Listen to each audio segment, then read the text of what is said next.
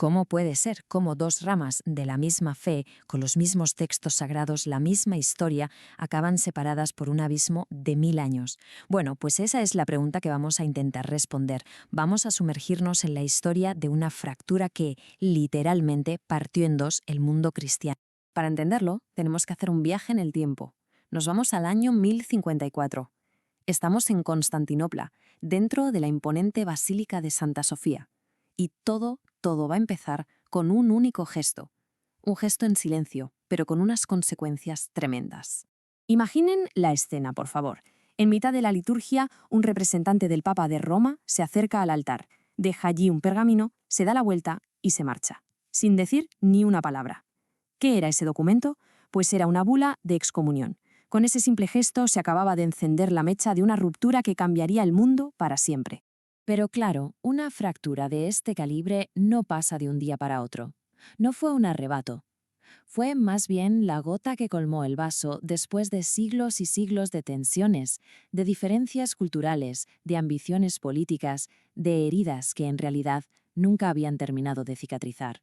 Para encontrar las verdaderas raíces de esta división hay que retroceder todavía más en el tiempo, porque mucho antes de ese día en Santa Sofía ya se estaban formando unas grietas muy profundas en los cimientos de una fe que, sobre el papel, era una y la misma.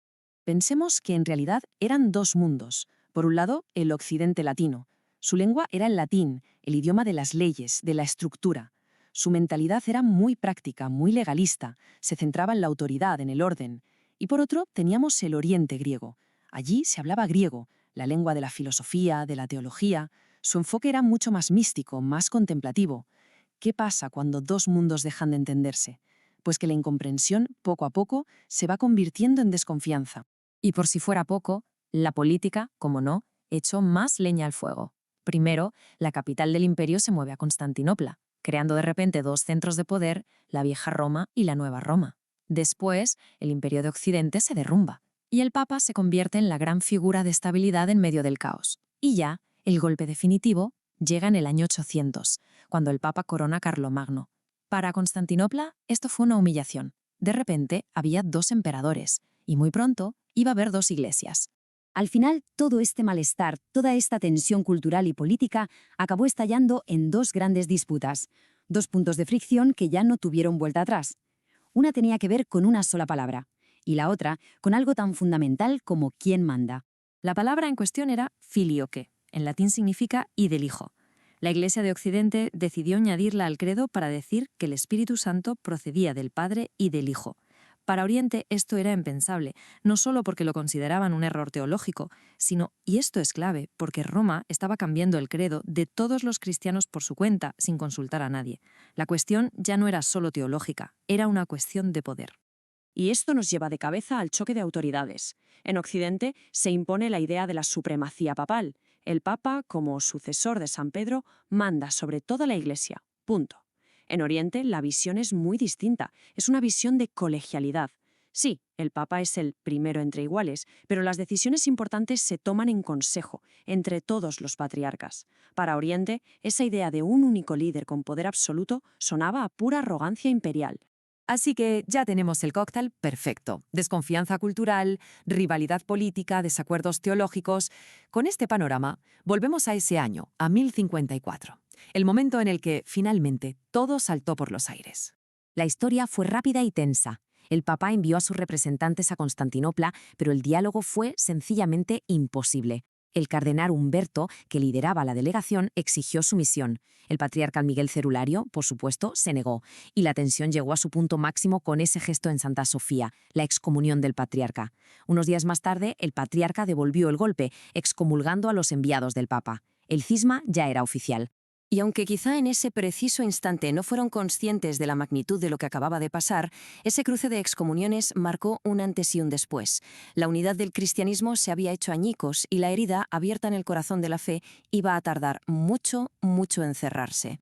Después de 1054, lo que vino no fue una guerra, sino un distanciamiento lento, silencioso pero imparable. Las dos iglesias empezaron a caminar por sendas separadas y con cada paso, las diferencias que las definen hoy en día se iban haciendo más y más grandes. ¿Y cuánto duró esta fractura de manera oficial? Pues fíjense bien en este número, 911 años. Ese es el tiempo que esas excomuniones mutuas estuvieron vigentes. Tuvieron que pasar casi 1000 años, hasta 1965, para que un papa y un patriarca ecuménico se reunieran y por fin las levantaran. Y esas diferencias del pasado hoy siguen muy presentes. Para los católicos, el Papa es el líder supremo. Para los ortodoxos, es el primero entre iguales.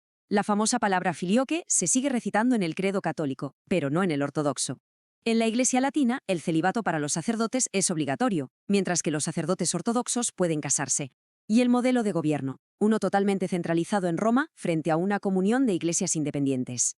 Son, en definitiva, dos formas distintas de vivir una misma fe que nació de la misma raíz.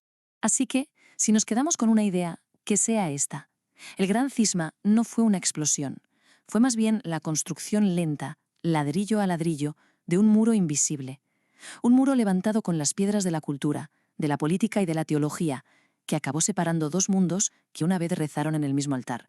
Y todo esto nos deja con una pregunta flotando en el aire.